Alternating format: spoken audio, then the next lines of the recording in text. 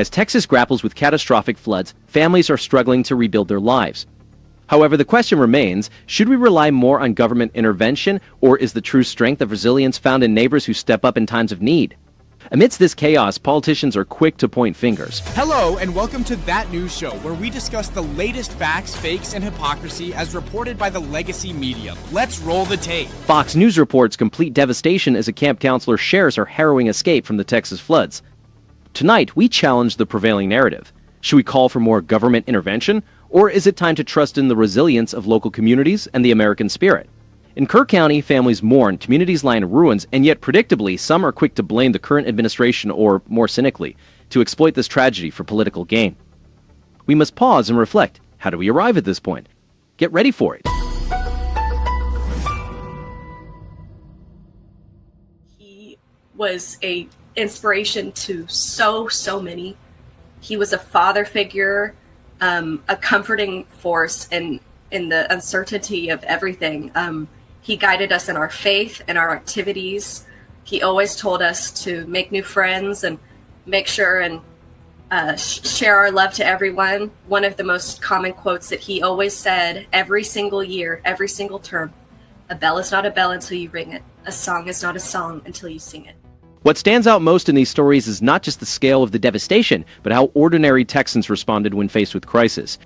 In the midst of disaster, it wasn't distant bureaucrats or international organizations that made the difference. It was neighbors, counselors, and local leaders who stepped up, risking everything for each other. The lesson here is unmistakable. In times of uncertainty, it is our communities, our faith, and our proactive efforts that truly make a difference. While politicians in Washington debate and the media pushes their narratives, it is the people on the ground, neighbors, friends, and family, who demonstrate what real love and leadership look like. Instead, we witness the strength of local action. Dick Eastland's sacrifice at Camp Mystic exemplifies true leadership and courage stemming from deep community investment rather than top-down mandates or generic federal solutions. This is the legacy of Dick Eastland and many others in Texas today. This epitomizes the American spirit: self-reliance, generosity, and a refusal to be defined by tragedy. The scenes from Kerr County highlight the limitations of government, particularly when outdated federal systems and slow-moving agencies fail to meet immediate needs. Texans are not waiting for directives from Washington or the United Nations. They are coming together, opening their homes, and spearheading recovery efforts themselves. Instead of addressing these shortcomings, many on the left have politicized the tragedy, blaming Republican policies or using climate change as a pretext for pushing excessive regulation and global agreements that offer little immediate relief. And he would encourage us all to hug a camper next to us, say a kind word. And that's just the kind of man he was. He was always offering his love, his sympathy, his comfort, his laughter, his joy.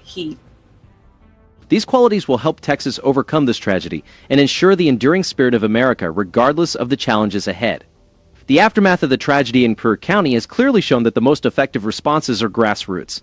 While some advocate for more centralized control and climate mandates, the real solution lies in strengthening local infrastructure and supporting state-led initiatives, recognizing the resilience of communities like those in Texas.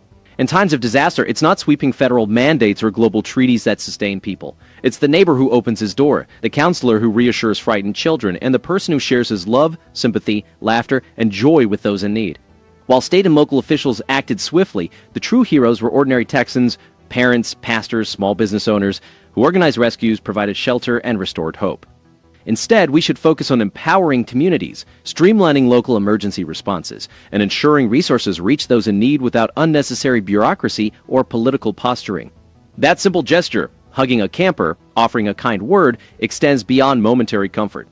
Calls for more international agreements or sweeping new regulations often overlook the immediate needs of disaster-affected families and tend to advance globalist agendas that can undermine American sovereignty and strain local economies. Ultimately, the legacy of individuals like Dick Eastland, who served selflessly, underscores what truly matters: personal responsibility, faith, and putting others first. The partisan divide on these issues is stark. And there you have it. When disaster strikes, the instinct from some is to blame, politicize, and call for more federal control. So consider this. Do you trust distant elites to fix your neighborhood, or do you believe in the collective power of Americans to rebuild together? The truth is that no amount of bureaucracy or global summits can match the strength and resilience of American communities. In contrast, the previous administration, led by Biden and Harris, offered empty promises and endless excuses. We look forward to reading your comments. Please don't forget to like and subscribe. We will see you on the next one.